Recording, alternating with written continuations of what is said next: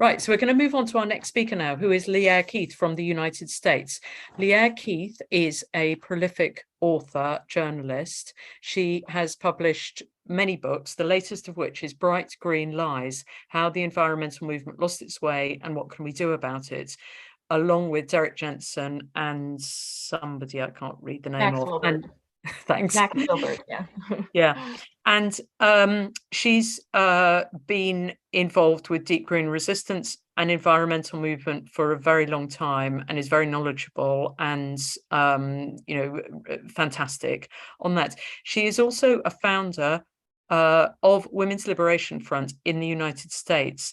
And as of, well, for the last couple of years, or maybe many years, has served as the chair of Women's Liberation Front, WOLF, which is either the or one of the most significant feminist organizations in the States, and does awesome work.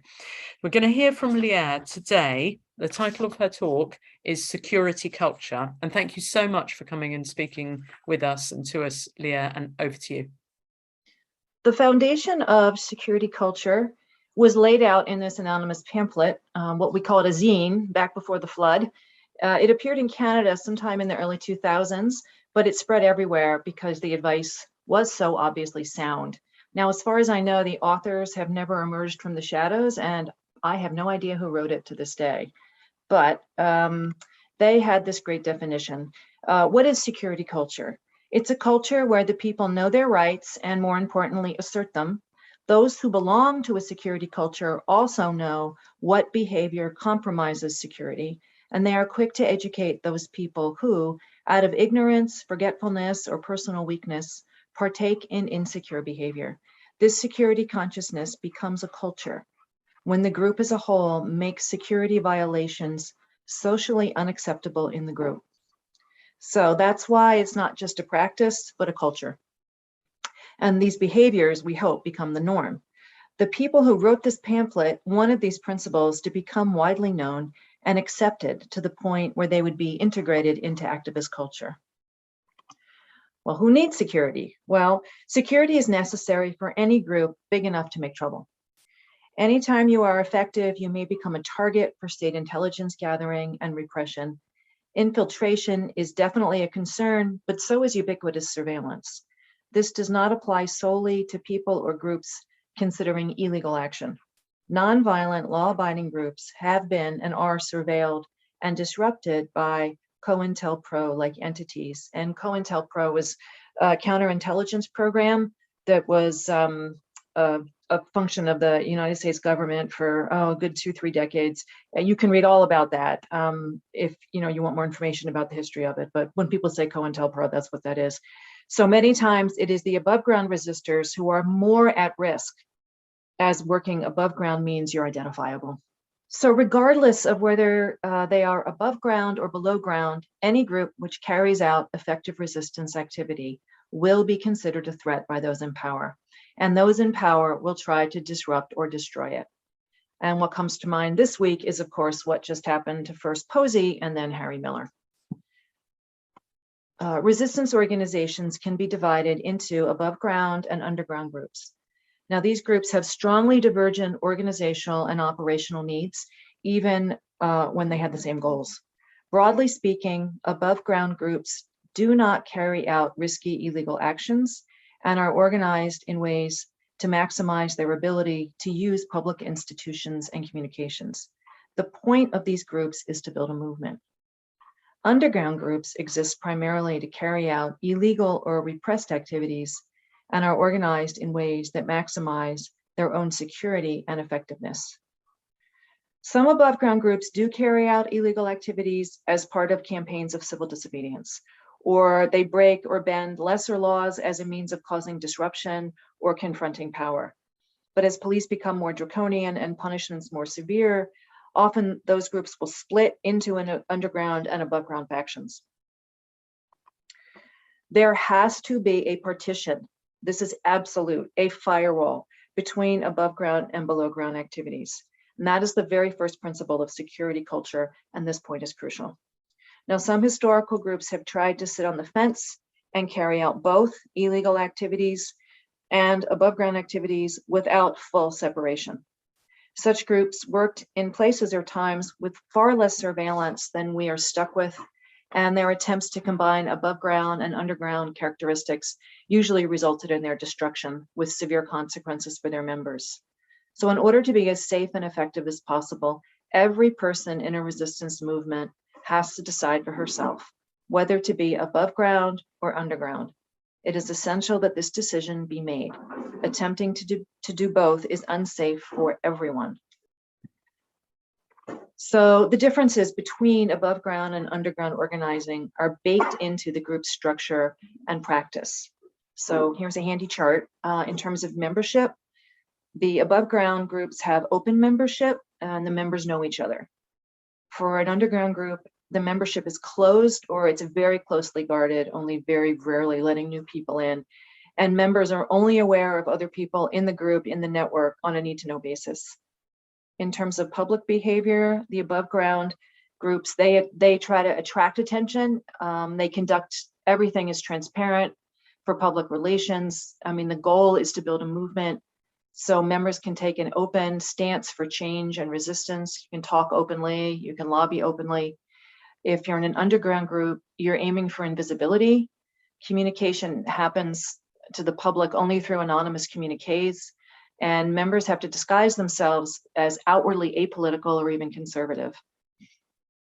For decision-making, above-ground groups will have democratic, transparent, and participatory decision-making. For the underground, the decision-making has to be covert to outsiders. Nobody can know who the leaders are, and it will be based on an internal rank structure. For internal communications, the above-ground groups, there's open and very frequent communication between different groups, and members can move easily between different groups. So you could join Standing for Women, and you could join Women's Declaration, and you could join Extinction Rebellion, and you could join 5 more groups. And it's great to join as many things as you have time for, and that's not an issue. And you move around between groups and between protests and between trainings, and everything cross-pollinates, and that's great. And that's how the above ground is supposed to work. It's a very clear network. But for the underground, it's very different. Communications between groups is extremely limited and would be done only in an encoded way. And there's movement between groups only when absolutely necessary. In terms of actions, above ground groups announce in advance and maximize their participation in media coverage. Again, you're trying to build a movement. They may target areas where the enemy is strongest or most concentrated. So government offices or businesses. For the underground, it's completely different. There's obviously no advance announcement, and often the target is where the enemy is the weakest. That is not the only criteria for target selection, but it is one. The goal ultimately for the above ground is to mobilize citizens or gain broader support to build even more political power. For the underground, you're not concerned with the support of the majority, though you may want to increase the network of sympathizers. And you do your best to avoid reprisals carried out on the general population. And that's been a serious issue across history. So, all right. So this is directly from the pamphlet. It's like what not to say. This is sort of the basics of this. You never want to talk about your involvement or someone else's involvement with an underground group.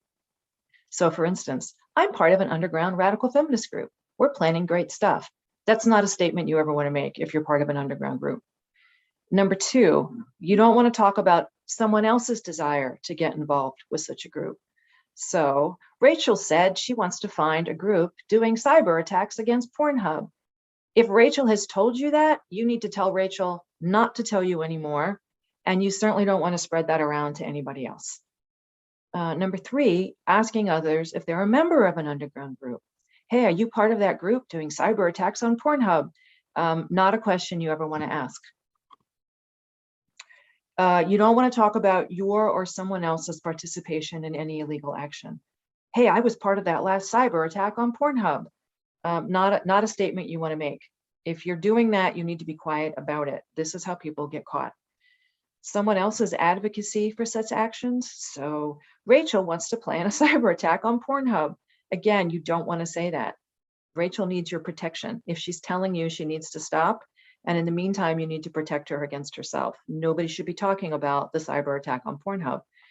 And then finally, you or someone else's plans for a future action. So Rachel and I are planning a huge cyber attack on Pornhub. You don't want to tell people that you're going to be doing that. So that's the general issue. It's talking about specifics. So talking about particular people, particular groups, places, times, targets, events. Anything that's specific is a very bad idea, even if it's a joke, if it's gossip, or if it's speculation. You can get people in serious trouble that way. Anyone doing underground action needs our solidarity and protection, and following these guidelines is the gift that keeps on giving. We can, however, talk about resistance or illegal activities in abstract or general terms.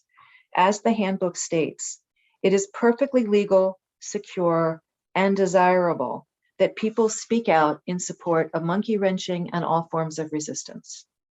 So in the United States, we have the First Amendment. We are allowed to discuss ideas like political resistance, like political militants. It becomes illegal when you are actually planning to break the law. So secure versus insecure. You are allowed to say, it is perfectly legal to say, I think we should increase our militancy against the porn industry. What's not secure? Would you join me in a cyber attack against Pornhub? It is perfectly secure and legal to say the suffragettes used arson to win the vote and to have a discussion about that. What you shouldn't say is, I bet Lierre Keith would do arson against Pornhub.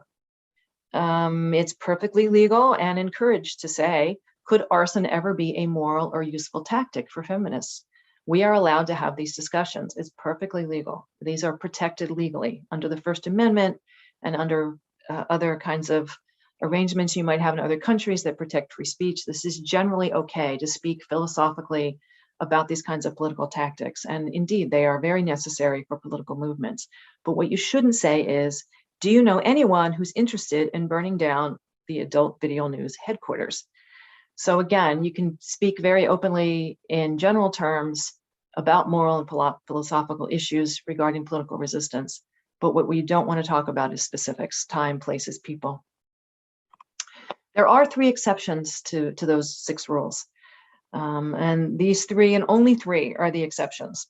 The first is if you are planning an action with trusted members of your affinity group, your underground cell, in a secure fashion, you are allowed to talk about it.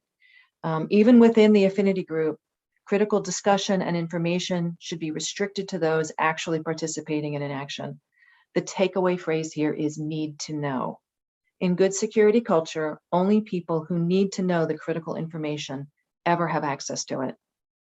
The second exception, this occurs after someone has been arrested, tried, and convicted. So it's already done. It's a done deal. They've probably been to prison. You know, they've made their best deal, whatever. But in that case, a person may speak about an action for which they've been convicted if she chooses to. But that individual has to be careful to avoid giving away information that would implicate other people or cause a hazard to people still working underground. So behave with caution.